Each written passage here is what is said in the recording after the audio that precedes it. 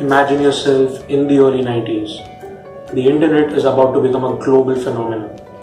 Companies like Yahoo, Google, Amazon, they're brewing up in your own backyard.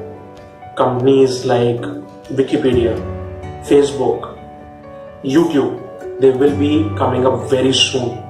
What would you have done had you an opportunity to invest in these companies at such an early age?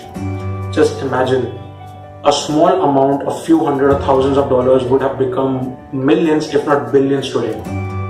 Back then, only the privileged, only some very influential banks and very super rich people were able to invest in such companies at such an early part. More importantly, you had to be in USA if you wanted to invest in these companies. What would you say if I tell you that the exact same situation is happening as we speak?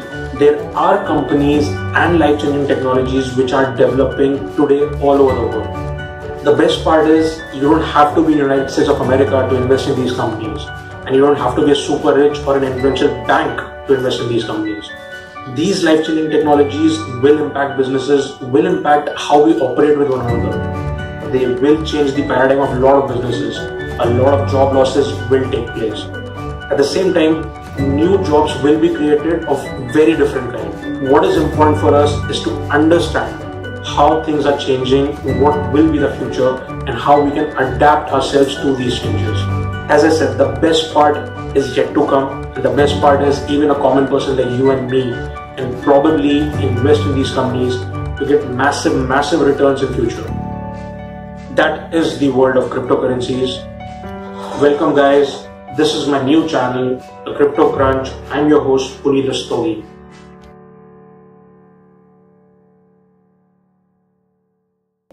So I'm basically a software engineer, and I've worked with financial domain and banking industry for almost all of my career. I've worked with international banks like BNP Paribas and Bank of America. I have written codes for them, have analyzed codes for them, and at the later part of my career, I have also analyzed financial markets for these banks. The deadly combination of information technology and the knowledge of the banking industry has helped me understand crypto world.